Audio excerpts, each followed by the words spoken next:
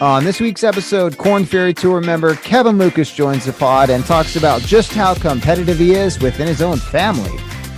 He shares his 2015 U.S. Open experience, and he's going to talk about going from his lowest low to his highest high, all within 7 days. Kevin's passion and fire for the game shows up big in this one. This one was a lot of fun. Join us next on Rough Fairways. Nice. There you go, yeah. Is that a Kansas hat? What's that? Is he rocking a Kansas City hat? Is that why he said that? He is. Well, I live in Boise, but I'm from the Midwest.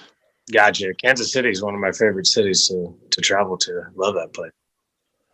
You play much golf there? Just we've gone there for our tournaments the last 3 years, and it's a blast though. Kansas City's awesome. Oh, good food, man. Yeah, and the barbecue is amazing. Yeah, Barbecue is amazing, man. Excellent. Well, let's get you the introduction to Kevin Lucas. He's originally from Sacramento, California. Folsom's the real city that you were born in, but you hail out of Sacramento, I guess. And now you're living in Scottsdale. He's a member of the Korn Ferry Tour. Kevin, thanks for joining us. Yeah, I appreciate you guys having me. Absolutely, man. Where do you want to start? Well, shoot. Let's let's start with how did we get to here? You know, I mean, Scottsdale for me has been. I've used Palm Springs and Scottsdale as kind of hubs during the winter months to play and practice out of. I just love playing golf, so I hate the idea of having to look at the weather to decide if I'm going to play golf or not that day. I don't think the weather should decide that, so I moved to a place full time that the weather can't ever decide that for me. So excellent decision.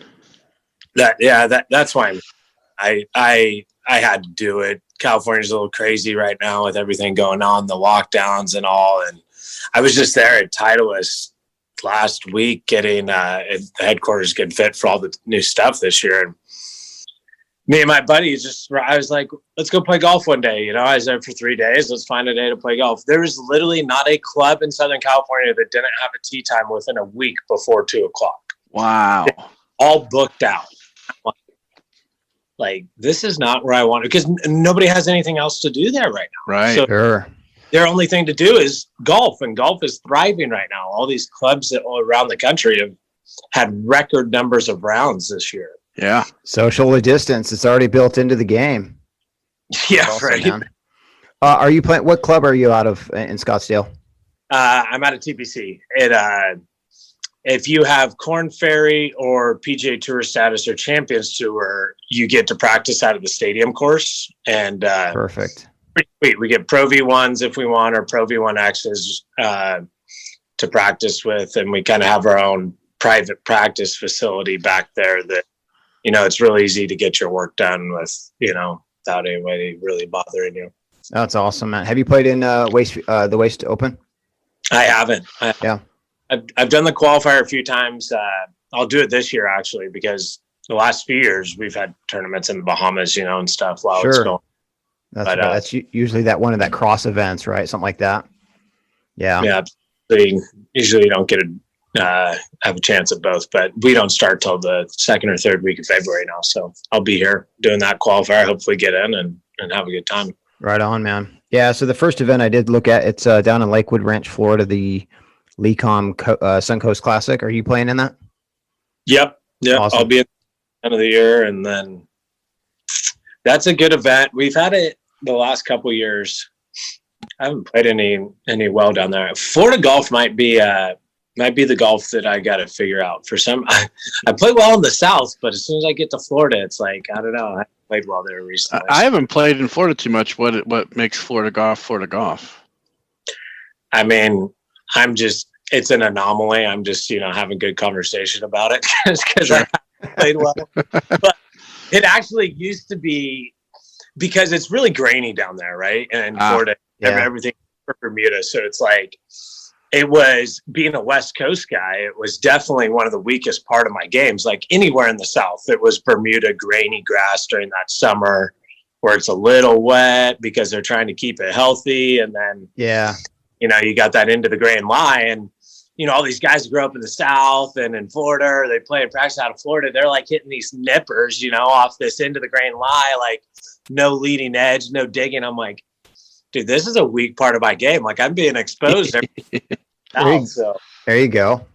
about like 4 or 5 years ago, I basically taught myself how to use bounce because I had to turn something that was a weakness into one of my strengths. And I did do that. And I think I'm a big believer in kind of, having a coach to keep you, and doing stuff that you need to do swing wise and sticking with the fundamentals and all that. But I'm a really big believer in teaching yourself things and learning things through exploration, how to hit golf shots, into the grain, using the balance on the club, all that stuff, especially specialty shots. And when you teach yourself, you understand it on a deeper level than, somebody explaining it.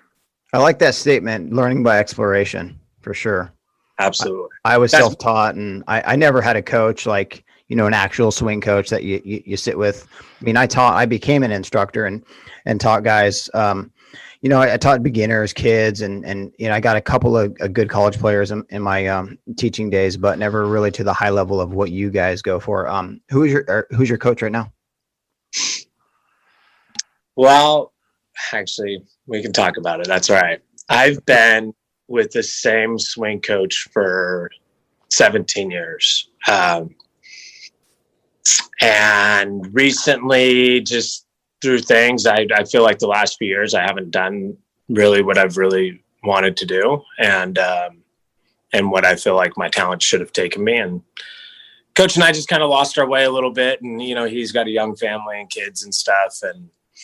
And so right now, kind of not searching, going to interview, I guess is the word, a couple other coaches, but I have somebody in mind, but going to keep that on the DL for now. But I really, absolutely. I've always played my best golf swinging so simple, so easy, so efficient, not a whole, very little moving body parts. I don't need to, have this dynamic, looking golf swing that, all this new age, it's really, get the proper, pressuring behind the ball, get that club shallow out, all these Matthew Wolf, whatever these guys are doing, people they like to have fun with it. And other teachers kind of go, oh yeah, well that works. And it worked for one of my students. Well, it doesn't work for everybody. And right.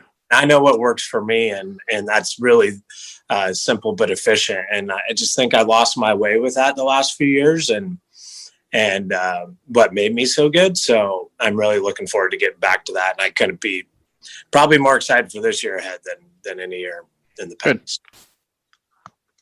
So, yeah. Sounds like a healthy mindset for sure, man. That's awesome.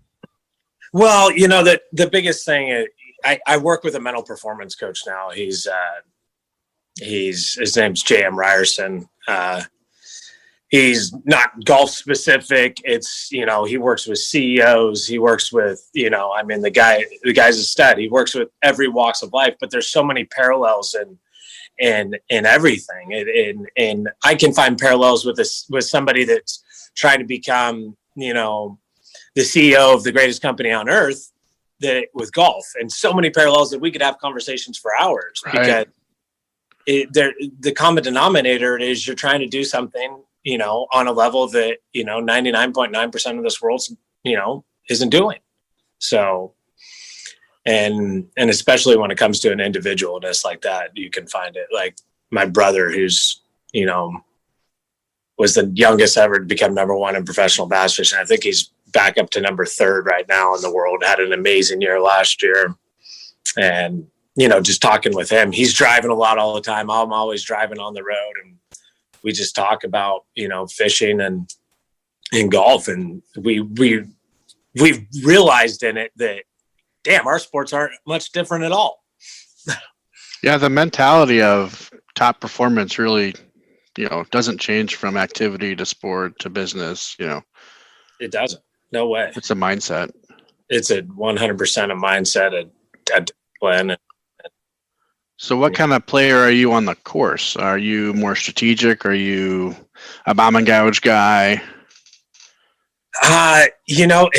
That's always a funny question to me because I keep all my stats, and I always kind of have. And the last few years, I'll be the first one to admit my stats haven't been where I've wanted them to be. But sure. I've always been somebody that, if the PGA Tour average is here, I always keep my stats to where I want everything at or below that average. So I would say the biggest definition of my game is consistency through the board. I don't like to do one thing crazy better than the other. And if I start to see something slip, I'll work on that, to kind of bring it to where I want it. I'm a good putter. I would like to say I'm clean, creative, and I play pretty fun. I don't know. Play fun, creative, and clean. I love shot making. Shot making is one of my favorite things. Not quite Bubba Watson. I'm not going to sit there on it with a sure. with a 60-yard hook around the tree and. Yeah, well, I'll do that all day if the shot needs to present itself. But if the pin's in the middle of the green, it's 185 yards and there's nothing around, I'm not going to sling a 7-iron in there from somebody's backyard. Right. Evan, what is your preferred shape shot? With an iron, with say mid-iron, 7-iron, I'd like to hit maybe a 2-yard draw, and I kind of do that if that's by aiming 2 yards right and hitting that draw. I definitely play from a very neutral position, but that is probably my go-to with an iron. With my driver, it's about a 2-yard cut, 3-yard cut. I don't like my driver falling left much. Just like to take the left side of the golf course out of play, but sure. Yeah. Everything. If I need to draw it off the tee, I'll hit a 3-wood pretty hard or something. Is that what's your go-to shot? Like super under pressure? I got to hit this shot right now. It calls for it. It's a must-have. Is this going in the fairway or on the green?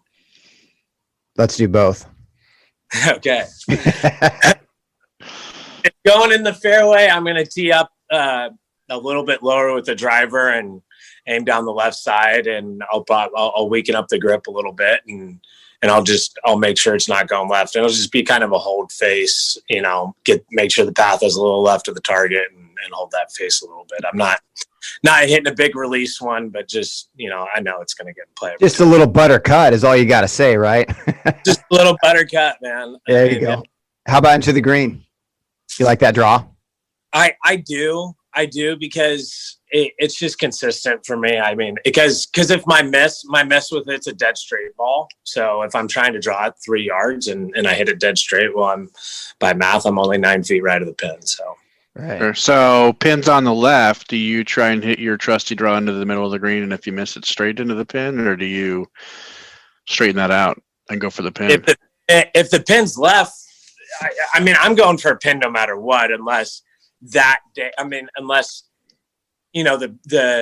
situation doesn't present itself to be able to do it. Whether that's my range session, if I couldn't hit a draw on the range in the morning, very consistent with my 7-iron to a back left pin, I'm not going to do it. Maybe I'll shy away from it and I'll wait till that pin's on the right side. But when I'm swinging well, I'm not afraid to. I remember when I played in the U.S. Open up at Chambers Bay, I had this 7-iron and the pin was back left, and I knew you couldn't miss it left. And I'm not afraid to aim at the right side of the green and hook it as much as, because when you aim at the right side of the green and the pin's left, you can release it as hard as you want. And you're basically you're not going to cross the flag. Right. Crossing flags is what we talk about on tour, basically, which is like the no-no. When you're really controlling your ball, if the pin's on the right, ball starts in the middle of the green, works towards the pin, but finishes left of it. Right. Okay. If that ball starts crossing that pin to the right pin, that's called crossing pins. And same thing to the left. If you're aimed at the middle of the green, you draw it to the left pin, you want to keep it, just right of the pin, never crosses it. As soon as it starts crossing it, then that's when you have issues. So what's funny is I asked that question. I'm a left-hander, and I asked you that question backwards. I meant to ask you.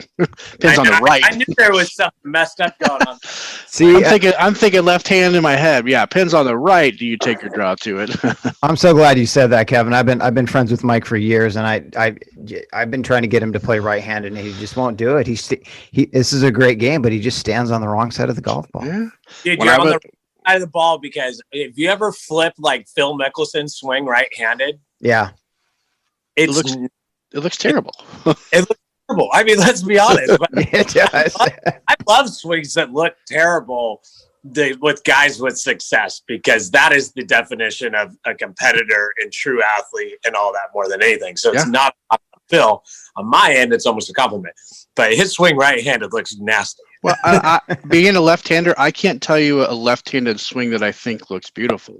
All the iconic, beautiful swings, they look weird to me from the left side of the ball. Wait, what about Mike Weir? No, it doesn't make sense, because all it is just a flip of the side. But right.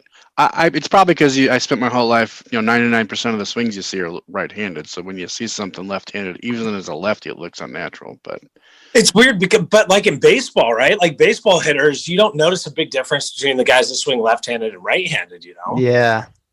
But in golf, a lot more pronounced. Like, when I was a kid, my mom told me that everybody's born right-handed and only the gifted overcome the deformity. That's pretty good. That's pretty good. Is your whole family competitive, Kevin? Dude, beyond. Well, at least I'm like me and my brother Joe, who's the middle brother, who was an Army Ranger, right? Fought overseas. I mean, the guy's, decorated war veteran and done some pretty amazing things. We're Irish twins, 11 months older than me, but then he was a professional MMA fighter for a while, and now he's a welding contractor, and he is literally competitive with us with his welding. Like, dude, look at this weld that I did today on this job or whatever, and he's crushing it. I mean, he's having a like, what'd you guys do today, bitches? Like, we just can't stop. I love it. I love it. I said that sounds good for you guys. You guys sound like you all feed off that mentality. Dude, we want to kill each other, we want to beat each other, and we want to love each other at the same time. Right. Heck yeah, that's man. Good. Do they play golf as well? Yeah, dude, and they're ultimately competitive with that now. I was the only one in our family growing up playing golf. No one played golf. And okay. It was after I got hurt racing motocross, kind of didn't really have anything to, do. My head was all messed up, and cousin took me golfing and started golfing. But my brother Justin, who's was the youngest ever to get to number one in world rankings and bass fishing, I mean, he's sponsored by Under Armour, all this stuff. He goes out, this is 2 years ago. He's maybe played golf 20 times, right? And I bring him out, and he's in town. I think it's like Thanksgiving, and we're in California, and we go, and I got this money game set up, just a skins game, whatever, a little money in the pot with a bunch of guys. And I was like, and they're like, what's your brother's handicap? And I'm like, I don't know. We'll just make him an 18, like he's played golf 20 times. So he'll get a stroke a hole. So as we're driving to the course, my brother, I'm telling him, we're playing this game, and he's so competitive. He's like, okay, so what does that mean? He's asking all the right questions. What do I have to do to make money? I go, well, if you bogey a hole, you really make a par. And if you par a hole, you make a birdie. And if you par a hole, you have a really high chance of, winning a skin. I'm not shitting you. He goes out there and plots his way around the course and shoots 80-4, his 20th round of playing golf. The guys were so pissed, but he just did whatever it took to win. That's crazy. It was crazy. And your brother probably doesn't even know what a sandbagger even is. He has no. Your boys are like, dude, you brought your brother out here to sandbag us, you son of a gun. Yeah, he's like, Kevin, are they complimenting me? Like, no. No. So it sounds like you guys have a talent. If he's played 20 rounds of golf, you guys just have that talent to just kind of go out there, monkey see, monkey do. Like, he probably watches you and goes, okay, I'll try that. Yeah, I mean, is it wrong to say? I really believe that me and my brothers, we were going to be professional in something athletic growing up. Sure. And I don't feel like golf is the only thing that I probably could have been professional at. It's not like we're given these talents for these specific sports and stuff and what we're doing. Like, I did realize that a 5'9" white guy isn't going to make it in the NBA very good. Sure. I loved basketball, but you know what? White men can't jump, and sorry to all white guys out there. I don't jump that high, but I'm quick, got a good shot, whatever. But for me, I was going to be professional in something. And so that's part of the reason why I quit basketball, because I'm like, that's not a reality. I need to focus on something that's going to be a reality. Right. And it would have been motocross had I not gotten hurt. I definitely would have raced professional motocross, no doubt in my mind. And but I think that goes for anything. I mean, if you're just willing to dedicate yourself to something and find passion in something, and our passion kind of lies in competitiveness, and then that passion extends further into the specific sports or things that we do. But I think you got to have that competitiveness to even tap into a passion for a sport that's going to take the highest level. So you said you only were the only one that grew up and played golf in your family. What kind of, golf parents did you have growing up? Non-existent. Just supportive, take you out there, let you have fun. Yeah, I mean, they would drop me off at the golf course every day. The first year that I played golf, I didn't know a single person that played golf. My grandma or my mom dropped me off at the course after school, and I played golf by myself every single day. So, I mean, I remember my mom saying, "Oh, you don't need to play AJGA events. You'll get a scholarship." Like, that's just so naive, right? Like, everything was, which is fine. I don't need it one way or the other. I had enough, motivation myself and desire that I think I was going to figure it out. And I didn't go to a 4-year right out of high school. I went to junior college for 2 years, which is fine. And then got a scholarship to play at University of Nevada my last 2 years. So when did you know you were good? When I was good, I broke par, or I broke 80 for the first time a year after touching the club, and it was in a tournament. So I've always, and then the next year I broke par for the first time, and it was in a tournament. So my 2 milestones of breaking things were both in tournaments. That's when I realized I was good. Okay, I can play in college. When I broke par and did it in 2 years. When I realized I could play professionally, to tell you the truth, I won a Division I college event and everything my senior year, but I really didn't know until I drove straight from my last class, took my earrings out. I used to wear diamond earrings. So I graduated college. I had earrings from when I was like 13 to 23. I walk out of class. I remember it vivid as day, pull these earrings out, throw them in the bush. I said, it's time to be a man. And I drive to my first professional golf tournament. My parents put up the money. It's $500 entry fees called the Reading Pro-Am. Winner took home $5,000, second place $2,500, whatnot. I go in and I tie for first and I lose in a playoff. And I'd won $2,500. And that's when I really, because I believe every true competitor kind of rises to the level that they're tested at. It's not like they do something different in their practice or in their regimen, or whatever. They just naturally rise to that next level of competitiveness. And I was glad I made that transition. And I think that's when I realized I could do it, fairly. Nice. So, yeah. Ask away, by the way. I was talking to my mental performance coach because we had talked about, negativity or whatnot, or not going down in rough fairways. What does that mean? And a big thing that I've learned, especially with my mental performance coach, is it's all how you respond to it. So it would never, I look at everything that's ever happened in the past as a positive, literally every single thing, because it has put me where I am now. And guess what? I'm happy where I am now. So it's like I tell people all the time, like people are like, dude, you're 32. And I'm like people are younger, even though everybody thinks I'm 26. Well, look, but I'm 32 and everybody's like, oh, dude, age this. I'm like, bro, every year I've lived on this earth has been better than the year before. Why would 32 be any different? And why would 3 be any different? Great attitude. Yeah. I mean, even if you have negative stuff, you can't learn to get up if you don't fall down first. Dude, I love falling down. Yeah. It is like the best thing ever, because now I have something to not do again that might happen in a bigger moment. Right. Yeah. If you never learn how to fail, then you spend your whole life thinking everything's great. Then when you have a failure, you don't know how to handle it.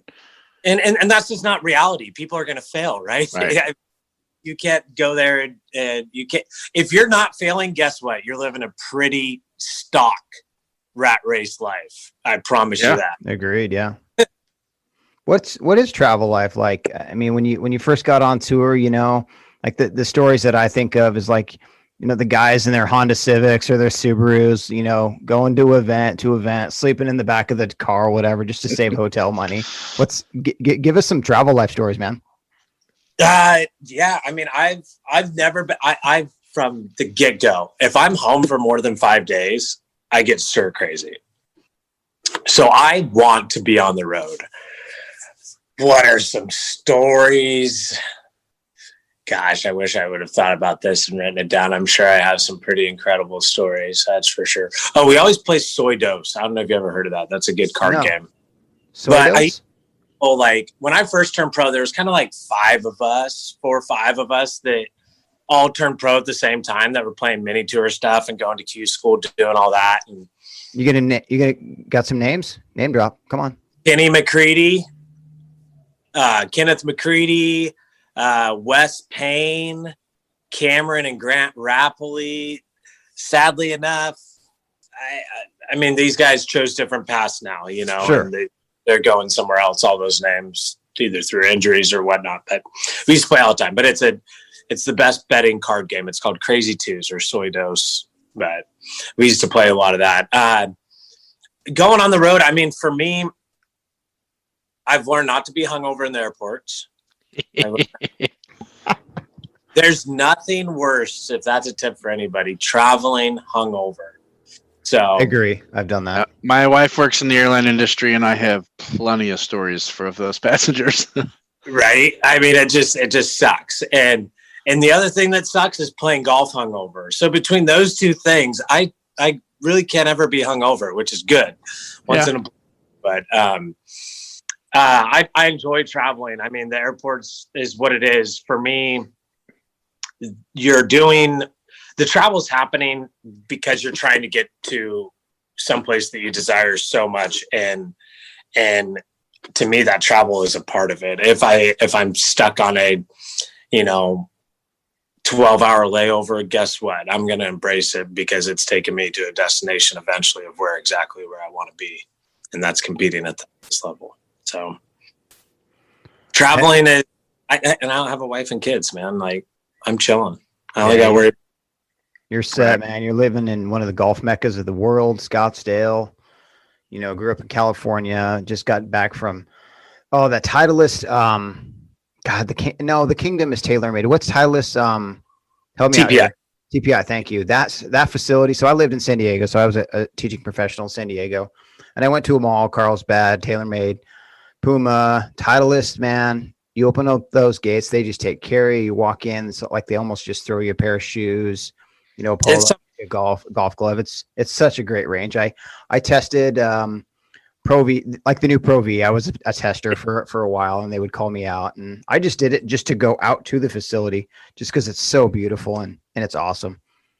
I'm not saying this because this is how you're supposed to say it, and you're supposed to do this. I mean, I signed full on with Titleist now 2.5 years ago, and I could not be happier. I mean, they are the number one name in golf for a reason. Sure. Yeah. I mean, that doesn't happen, just without being the best. And it comes all the way from my reps, the guys that I see every week on tour. There's 4 or 5 guys that are just traveling with us in the semi truck and our product support guys. And they're quite honestly like family to me, and they're like family that absolutely has my back no matter what. And whether that's, making sure my clubs are built absolutely to perfection for me and giving me the best opportunity to play, the best rounds of golf I can. So I'm so grateful for Titleist. And if you ask me now, I know this might change, but I would be with them for the rest of my career. Shoot, man, you can't be successful in anything without a team around you, And exactly. And that's what they give you. I mean, you're talking the number one brand in golf, and they give you, like, you got a personal team around you. Yeah. Like, right. that's impressive. Which I don't think a lot of people realize how important that is in an individualistic sport like golf. Oh, it is. I mean, there's no team. I'm sorry. I don't care what Davis Riley with Tyler. Davis is a great guy, but I don't, or Will Zalatoris. I don't care what they're doing in their specs or whatnot and collab together. There's nothing like that, you know? Right. They're their own person. They're their own. And Titleist has literally got to meet the needs in that level for every person individually. It's pretty impressive. Right. So, favorite golf course that nobody's ever heard about? You played a lot of places, I would have to assume. Favorite golf course nobody has ever heard about. I wouldn't say nobody, but there's some hidden gems out there that aren't, the 20 that people can rattle off the top of their heads. Oh, yeah, no doubt. Plantation Club, amazing club down in Indio. Palm Springs area, but Southern Dunes here in Arizona. I know people come a lot, to Scottsdale. They want to play TPC Scottsdale. They want to play Rock. They want to play, True North. Southern Dunes is a Fred Couples and Brian Curley design. It's way south. It's about 40 minutes south of Phoenix. 35, but it's amazing. It's absolutely amazing. Is there a style of golf course that suits you better? For me, it's executive par threes. So, yeah, with the par player, that's pretty good, man. Those are the hardest courses actually to score under par. But for me, I don't know. I love the artistry of design and that aspect of the game. So I like seeing new designs. I love seeing the way different designers, put together golf courses and stuff. But for me, I like creativity. So I like a golf course that, the sight lines off the tee give you options. It doesn't take, it's aesthetically pleasing, but also gives you opportunity for different shots. I hate when a fairway sets up one way, like just doesn't fit the eye, and there's some good golf courses that are ranked and stuff that I necessarily don't believe are that good because, it just feels off. And I don't like that feeling.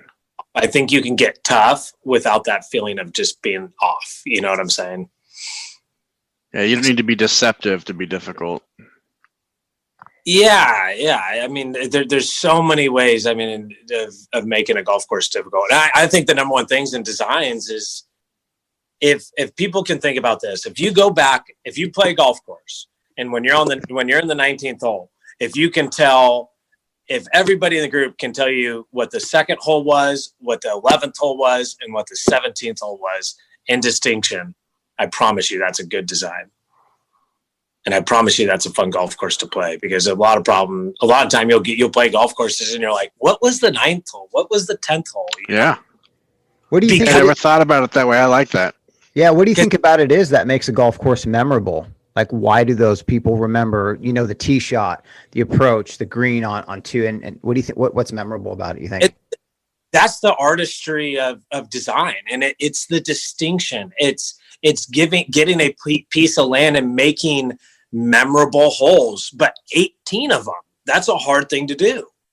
But that is great design to where you're not, and it could be just little subtle things, but it's having a hole that, in the way to do that is to have a hole that has something that no other hole has, right? That one thing, and you got to do that 18 different times. It's really good. I love it. I think that brings into the distance debate too. I always bring, whenever we talk golf course architecture and just layouts, and then it's like, well, everybody's hitting it too far. The PGA Tour guys are all averaging over 300. If you're not hitting at 300, you're getting, left in the dust. And I always bring in golf course architecture to, combat that, to make golf courses make golfers think more on the tee and make them think about their approach shot and how they're gonna to do it. Is there a distance? Do we have a distance problem? It's a two-part question. One, is there a distance problem on the PGA Tour? And then is there a distance problem just overall in golf? I'll say this because we have a distance problem, but the exact people that are talking about it, that are trying to bring it back and reel it in, are the problem, and they created the problem. The USGA has 100% created the problem. The players themselves have not created the problem. And this is where the USGA wants to, they look back, oh, players are hitting it too far. They botched the US Open that I played in at Chambers Bay, right? And 2 weeks later, Mike Davis finally comes out and says, apologize for the greens not being very good. Well, thanks for making us look like, D-bags the entire time, complain. Right. But they're the problem. Look at the last 5 US Opens. Look at the golf courses they've been played on. They've been played on golf courses that guys like Bryson DeChambeau are going to do exactly what he's going to do. He's going to hit it as hard as he can and give himself the data presents itself for those golf courses that they've put it together and made it on. You take a place like Marion. Remember Marion, last US Open, 3 over par won it? What was it? Justin Rose? Yeah, it was over par. I love those US Opens. I mean, so they're sitting there and they're saying, it's like even what did we just have this year? What was it? Bryson won? Winged Foot. I'm sorry, Winged Foot is still a big golf course that allows a bomber to kind of put it down there. All these golf courses are taking trees out and stuff. Oakmont, what are you doing? I mean, right. You're taking out trees. The whole idea is and which I would love to go play, and I haven't been there, but where the President's Cup was, Royal Melbourne, right? It was at Royal Melbourne. This is last year, not 2020, 2019. I'd have to effort on that. I don't exactly remember. Okay, it's in Australia. Yep. Where they had it, where Tiger Woods beat what's his name, Abraham Answer, and the singles on the final day, just destroyed him. Yeah, Royal Melbourne. Okay, so first hole, the first round, every single person's hitting driver around that green. All they did is the wind direction changed a tad, and they put the pin in a different spot, and every single person hit like 6-iron off that tee. Now you're talking about golf. Now you're talking, because you're putting pins and speed of greens and slopes and stuff in positions where you have to critically think. And critical thinking is what separates golf from a lot of other sports too. Yeah. Well, there's definitely not a lot of critical thinking. Some people who complain about distance with all the technology rollback. Well, the guy that's my whole point. 30th in distance, you're going to roll it back for him too. You're not evening anything out. You're just lowering everything. I don't care if golf courses are long. I don't care. And I don't care that Bryson DeChambeau is doing what he's doing. He's doing what he has to do. What he's come up is his idea. And people want to complain, but it's like sitting here and blaming, the people, for this coronavirus. Well, guess what? We should blame the government and the other people that started it, Right. Right.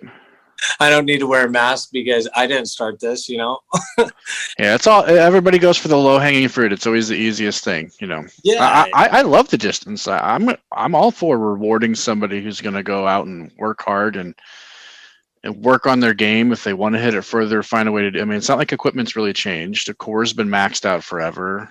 Balls haven't changed. Dude, you're getting more athletic people playing this game. Right. Exactly. Thank you, Kevin. Thank you. People don't understand like the laws of the golf swing of how to create distance and the length of arc, the width of arc, your lever system, your ball swing speed. And I go back to, I'll take sound swing mechanics, proper sequencing, and just ball flight laws and it bugs me, I think. So thank you for saying that. My gosh. So if the USGA caused the problem, what do they need to do to fix it, or how does golf in general fix it? Is there one answer that they can go, oh, we do this, we roll back the ball, we you can't roll anything back. Here's the problem. Yeah. That is, and I'm a realistic person. You can't reel things back because now you're asking, 200 PGA Tour players and 200 Korn Ferry Tour players to relearn their distances. Sorry, that's not going to happen.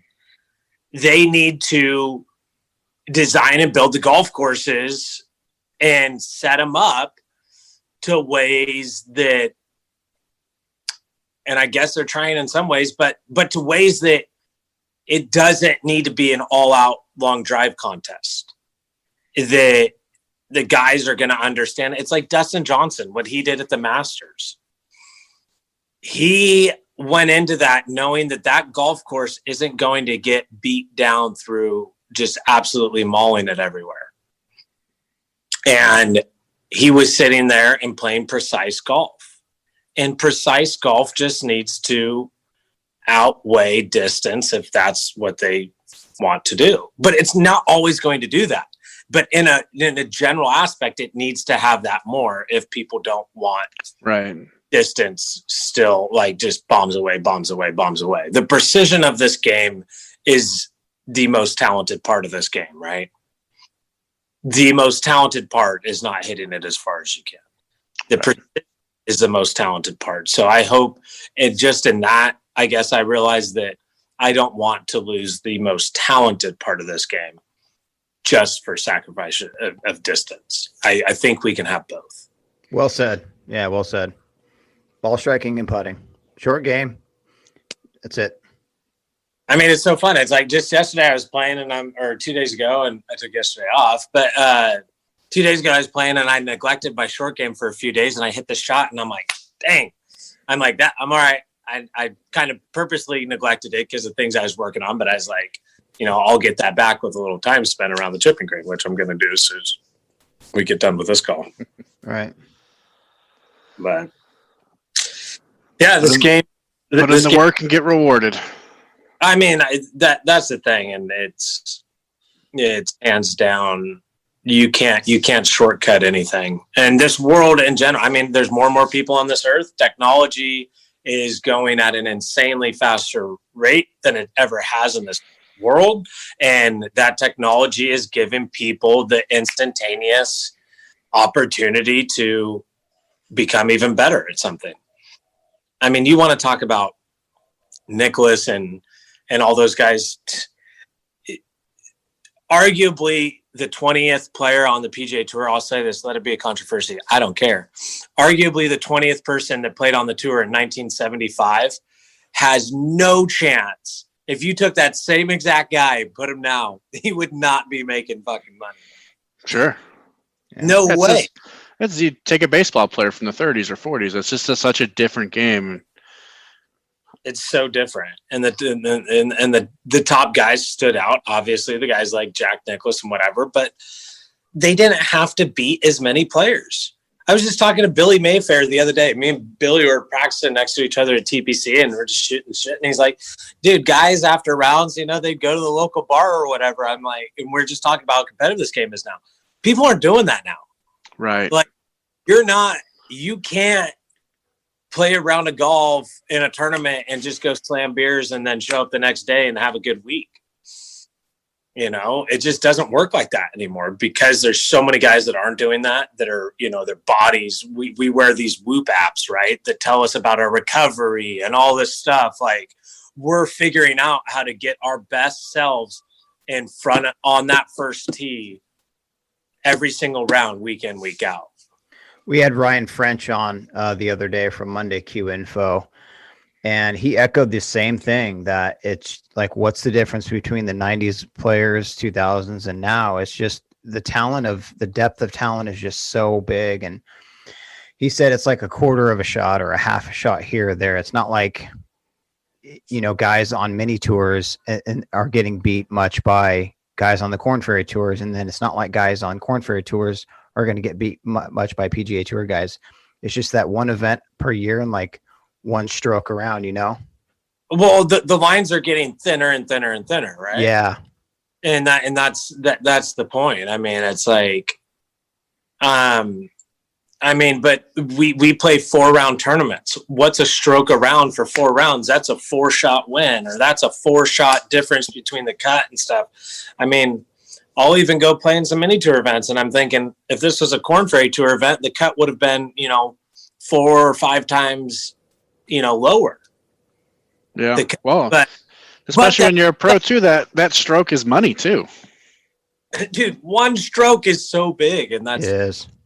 like, you think it's not because you're averaging 70 strokes around, but it's that one stroke it's a game changer, and for some people it changes their life. And there's probably countless people that turned professional in this game or played professionally that they have a stroke at one event somewhere that would have completely turned their career. They're probably selling cars now or something. Right. That might have been a PGA Tour winner or something, and had a lifelong career as a golfer. Totally agree. Yeah. He's Kevin Lucas joining us here on Fairways. He's Korn Ferry Tour member. Take us back to the 2015 U.S. Open. Give us some stories there. How'd you get in, and talk about the round, the course, who you played with, who you saw, give us the whole experience. So I got into it. My brother, I watched him 2 weeks before the qualifier for that. I watched him at a tournament become number 1 in the world. And that's when he was youngest ever to become it. And I just remember watching him, and it's on ESPN too, but I was there live and I'm watching it, and I'm like, and I leave and I get in my car and I'm by myself, and I'm like, it's in my blood to be great. Like, I remembered that moment, and him doing that gave me so much confidence and like understanding and belief that anything is possible. We're just limiting our consciousness to what it can believe.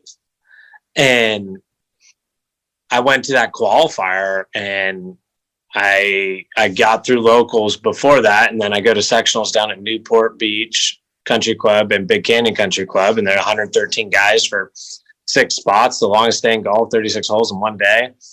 Didn't look at a leaderboard once, shot 68, 66, and looked at my caddy and, did I make it? And he's like, ghost white, like, couldn't even answer. And I look at my buddy who's watching with his wife. I'm like, dude, did I make it? And they're like, dude, you effing won.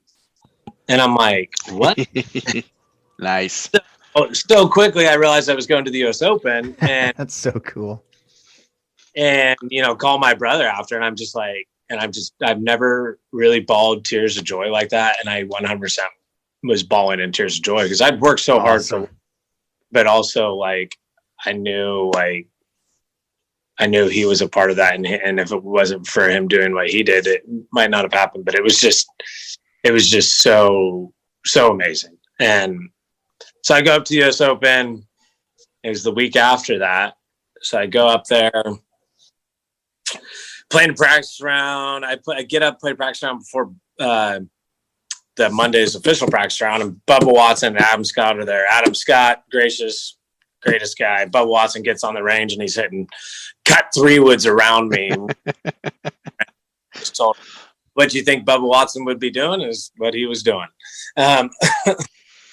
But then I actually hurt my wrist. I'd been battling a wrist injury for years and just played through it. And actually Monday's practice round, whole family comes into town. We're renting a 2-story house down the street from the Open, and my wrist goes out on me basically. And I dropped the club, and I'm like, what am I going to do? So spent that a whole day. And the next day, my friend Craig Barlow, who used to play on the tour, basically told me that, these oral steroids that are legal by the tour, would help a lot. So I got on those and taped it all up and was actually able to play. But I was going to play. I was literally on the range, like taking a baseball grip, like figuring out any way to be able to, play in the US Open, and ended up working out, but just didn't have that great of a week. I think I shot 74. Would you have more pressure in the US Open or Q School? Q School is more pressure. Yeah. No doubt. Job's on the line. Yeah, your career, your dream is on the line. I mean, the US Open, that 1 week has the opportunity to change your life, but it's not as realistic of it changing your life as, having a good week at Q School. Q School sets up everything, but pressure is an interesting thing. It's like, pressure can be good. It's like, you sent me in the thing. This is, I'm going to say this, and not having the pressure like Q School. You entitled it in one of the message, or in one of the topics was, the pressure of not having a 9 to 5 if you don't play well. And I'm like, wait, that is like the complete opposite. And maybe that's how people think, but I do not, I don't want to understand them thinking that way, because I do, like, pressure is not having to have a 9 to 5. Like, that's where my pressure comes from. And I thrive off that, but I don't want to work a 9 to 5. I'm sorry, I don't. That's not my desire. That's not going to work for me. And I would never have a 9 to 5. And I'm going to do whatever it takes to make sure I don't, at least on my end. And so of not having a 9 to 5 scares the shit out of me. I'll tell you that much. I've loved my life. Having a 9 to 5 means I'm not competing against the best at something in the world for a living. And that sounds awful to me. And sure. And other people might not like me hearing that because that's what they're doing. Well, guess what? You probably weren't willing to sacrifice and do things and didn't have passion like I do for something, and chase my dreams. I wouldn't apologize for that. No. And, for a while there in my life, I kind of, I was trying to be, cater to other people's thoughts and sympathies, but I can't. I've got to be true to myself. And it's like even last night, like, I'm watching the Conor McGregor documentary, which I've seen it 5 times, but you have to believe what you're doing is the absolute, the truth. And as soon as you start doubting that, then it's going to start going into wherever your dreams and your passion lie, and it just becomes less and less. And then guess what? You're working at 9 to 5. I love it, Kevin. You can just hear the passion in all your answers. It's really cool to see, to hear. I mean, Mike and I, we both love golf, and that's why we do this stupid little silly podcast. And because we want to talk to players that love what we love, and you guys just, you do it for a living. So we want to tap into your minds and meet you guys. And it's just, I love the passion in it. You don't see, I guess, I don't think you see it enough in golf, like to hear the passion in players' interviews, because they just, and I understand they get asked these questions week in and week out, and they kind of have like their answers. Dude, I get mad when a guy wins one of our tournaments and doesn't show emotion in his monotone and stuff. I'm like, bro, sell our tour. What are you doing? There you go. It's exciting. Show your love for the game. I'm like, don't act like this is just a formality, because you're just trying to play it cool.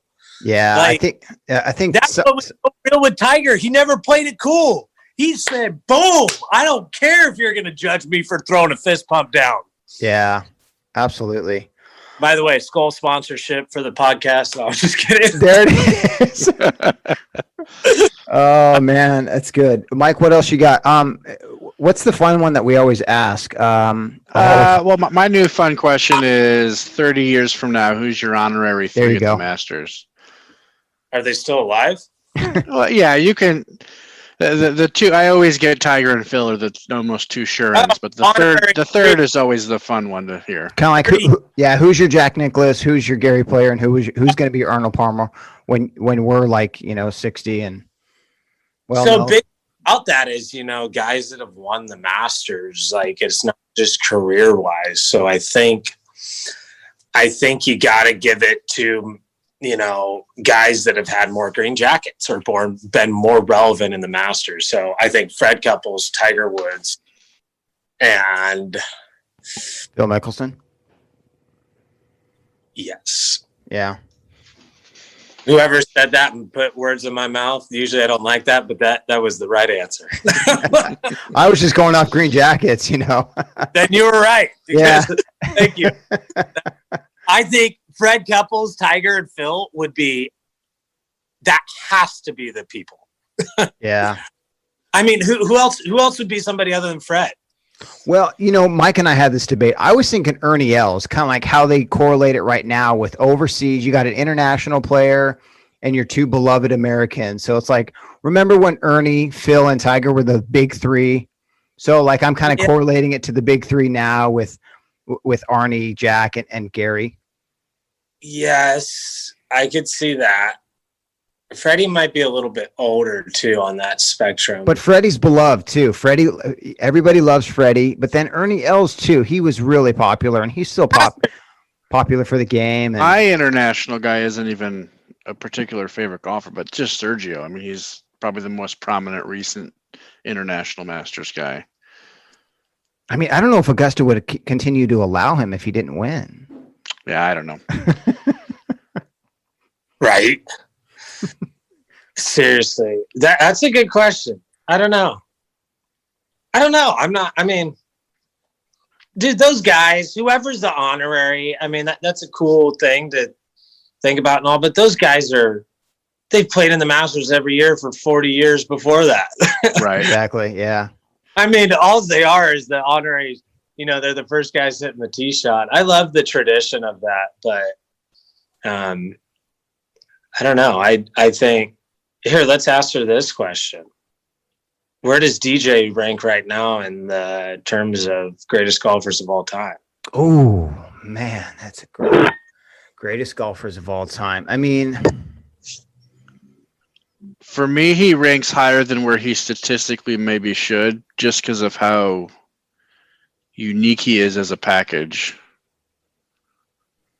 I think he will end up being one of the greatest of all time. Like he'll be in that conversation just because of, I mean, no matter how many regular wins he's going to get in, or if he becomes the Brooks Koepka mentality where he just cares about majors. And I mean, as soon as he worked on his wedge game, DJ became almost unbeatable.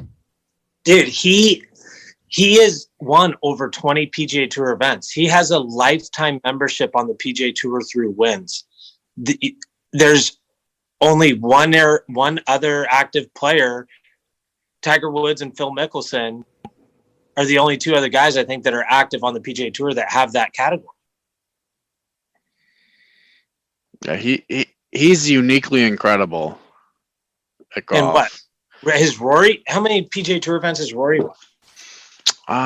What is he at? 12 or 13? Mike, you're my statistician here.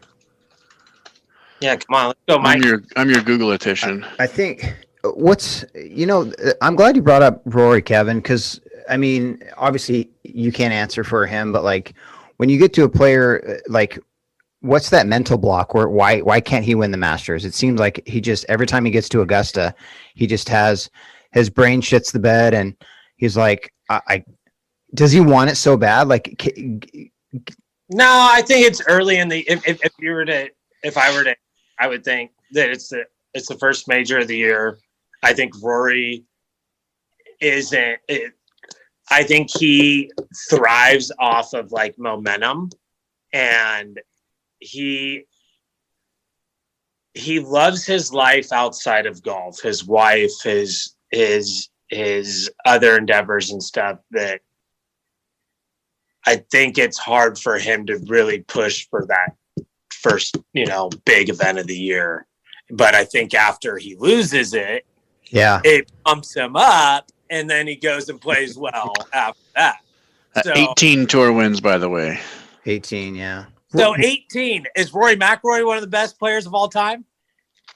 It's one of the prettiest swings of all time. Is he one of the best players of all time? Yeah. So how are you defining best player though? Is it just like by wins, by winning? The other thing that you got to remember is winning 18 times in the modern era is like winning 50 times in the 60s. So the answer is yes. Then he is 100%. Absolutely, yeah. Because you'll never see, if you're basing it off of strict numbers or whatever, you'll never see those numbers again. Exactly. The game is too competitive as a whole. Right. So way too deep. So your perception, you can't use it based off the same old numbers because those numbers will never be touched. People will never even get halfway to Tiger's numbers ever again. I will go to the grave saying that. That's like one of those sports records that's never going to be beaten. What's his consecutive cuts made is never going to be broken. Let's talk about this. What's Tiger Woods' greatest stat of all time? Oh my gosh, we need 4 hours, Kevin. You're killing me here. For me, it's weeks at number one. You got to get to the golf course. I mean, we should do another topic on that. Have Kevin back on and say this. We have Kevin Lucas on, but this whole 2 hours is going to be dedicated to talking about Tiger Woods. His greatest stat of all time, I think, is just his consecutive cuts, and I think he had like a 3-year span where he missed 3 putts. He had like 1,500 putts, and he only missed 3 of them within I think it was like 5 feet in. He only missed 3 putts. To me, that's it. Okay. This is the stat that people, they say it is the best, most impressive sporting streak of all time. Beats Joe DiMaggio's hit streak, everything. He had 89 consecutive rounds where he beat the field average. Wow. That is obscure. The field never has a bad day. Consecutive cuts, you can still have a bad day and make the cut, because you have 2 rounds to do it. He had a streak of 89. The field never has a bad day because if there's 144 guys, it's say the stroke average that day was 72. Right. He never got beat for 89 consecutive rounds by the average player in the field. Do you know what years that was? It's got to be in the early 2000s, right? It was, yeah. Because he was unbeatable then. Like that swing, I will always argue, was his best swing of his career. From 99 to 2001 or 2. Yeah, and like 2005 to like 2008 was a hell of a streak too. Yep. People, or 2006 to 2008, people kind of missed that because it wasn't as showy. It was that Hank Haney era, kind of, batter swing, all that wasn't quite as showy as he was back then. I was lucky enough to see him win 2008 US Open on his broken leg. Nobody knew, we watched the front 9 and then we're like, well, we're never going to watch the back 9 and then see 18 as he comes up. So we leave after they get off 9 green. We start walking to 18 green. And by then it's like they're already 5 deep, So by the time we get there, it's finally 10 deep on 18 green and we're just sitting there. I can't even see a thing. I'm just listening for the crowd to go. But that was a fun event to watch. Yeah. Be there for. A couple more. Let's chat about some rule changes, Mike. I know Mike always loves to talk about rules. He's the rules guru here. Yeah, I mean, just past couple of years they changed a couple of rules. Any of those that you hated, or any rules you still want to see changed? I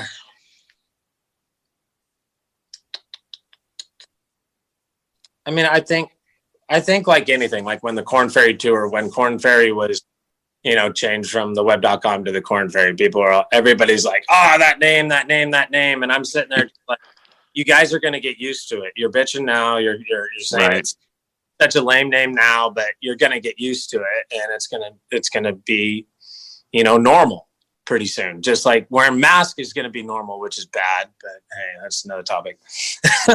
But everything gets normalized by the time, over time. So I think the rules are good. I think I've taken advantage of some of the rules, not not in a bad way. I mean, that's what the rules are there for. The dropping of the ball now, it used to, if you were getting relief, you would have to drop in the ball within a club length, but then you would be able to drop in wherever it dropped, it could roll another club length.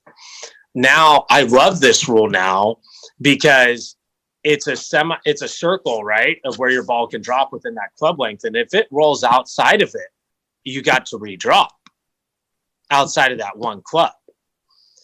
So before, the ball would have to roll a full another club after it hit the ground. Now it only has to move technically an inch or a millimeter, right, to be outside of that full club, and you get to drop again. If it does it again, you get to place the ball. Yeah. Which can be an advantage. And there's times where it has been, I've really been strategic about how I drop the ball, doing it within the rules 100%, dropping at my knee, doing all that, but finding a spot to where, this ball's going to probably roll twice. What about the only rule I still would like to see changed is maybe a lift clean in place if you're in a divot in the fairway. No, my biggest thing, I think people like that. I mean, how much has it happened to me? It happened. I get in a divot in a fairway probably once every few rounds, right? That's like, how often does the wind blow 30 miles an hour or 10 miles an hour when you play? And right. It knocks, you're talking about, like you're searching for perfection, and it's just not realistic. You're never going to have it, because what if, somebody honks in your backswing? You're not going to get a do-over. Right. My only argument really towards that is we rake bunkers back into the condition that they were in. So why not play a fairway the condition it's supposed to be? I mean, I'm being nitpicky, but that's probably the only thing that I wouldn't complain about if changed. Yeah, I mean, I think you got to talk about mud balls before that. I would 10 times rather be in a divot than have mud caked on my ball. Promise you. Yeah. Because I've hit on the Korn Ferry Tour this year. I mean, I had a mud ball that I literally hit with a 3-wood. The mud was on the right side, and I aimed 40 yards right of the green and tried to hit a cut, and the ball went 170 yards. Mind you, I hit my 3-wood 260, 270, and this ball went out of bounds 80 yards left of where I was aimed. Like, you couldn't hit that shot if you tried with a 3-wood. Nobody could ever. And there was nothing I could do. The only thing I could do was maybe try to run the ball on the ground up the par 5 and hope the mud came off. I think that's a bigger issue. And we do play lift clean in place, but not always. They go away from lift clean in place as much as they can. They think, we got to play the ball as it lies, which I agree. But mud is something on the ball that affects the way the ball flies. Now the ball's not round. It's like going on the range when you get a ball with no dimples or has a cut in it. Yeah, where are you going to hit that ball? You have no idea. Right. That's a rule that I think, to some degree, I mean, we're talking about dropping at the knee. Maybe if you have mud on the ball that's the size of a peanut, I don't know, or more, you get a mud. I don't know. I don't know the answer, but I know that's a tough one, because we ate mud balls.